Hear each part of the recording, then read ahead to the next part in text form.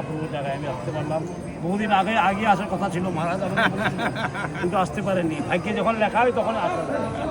এখন লেখা আছে, এখন এসেছি, এখন দর্শন করেছি, খুব ভালো লাগলো আমার। ইসকনের উদ্যোগে যে ট্রাইবাল কনভেনশন হচ্ছে বিগত কয়েক বছর ধরে হচ্ছে, এবছরও হয়েছে। এবছর দেশের বিভিন্ন জায়গা থেকে প্রায় 2,500 জন মানুষকে নিয়ে এই অনুষ্ঠান হচ্ছে। এই যে ট্রাইবালদের নিয়ে একটা অনুষ্ঠান এবং তাদেরকে এগিয়ে নিয়ে যাওয়ার জন্য যে এই উদ্যোগটা, এটা কীভাবে দেখছে? দেখুন, ইসকন বিভিন্ন ক্ষেত্রে কাজ করে। আমি ত্রিপুরাতে ছিলাম, মন্ত্রীও ছিলাম, ডেপুটি চিফ মিনিস্টার ছিলাম। এখন ওনাদের কাজ দেখেছি আমি, খুব ভালো কাজ করেন, বিশেষ করে জনজাতি সমাজের মাঝে।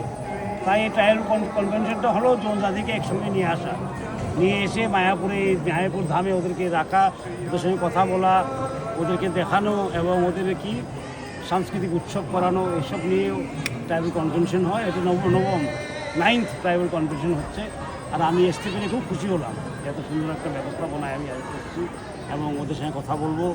এবং এটা খুবই দরকার, এই যে কৃষ্ণ কনসিয়াসনেস, শ্রীকৃষ্ণের যে আশীর্বাদ সব ক্ষেত্রে গিয়ে আমরা চাই, ঠিক না? আর বিশেষ করে জনজাতিদের মধ্যে এবং ট্রাইবালের মধ্যে আমাদের ইসকনের কাজ প্রচুর কাজ আছে।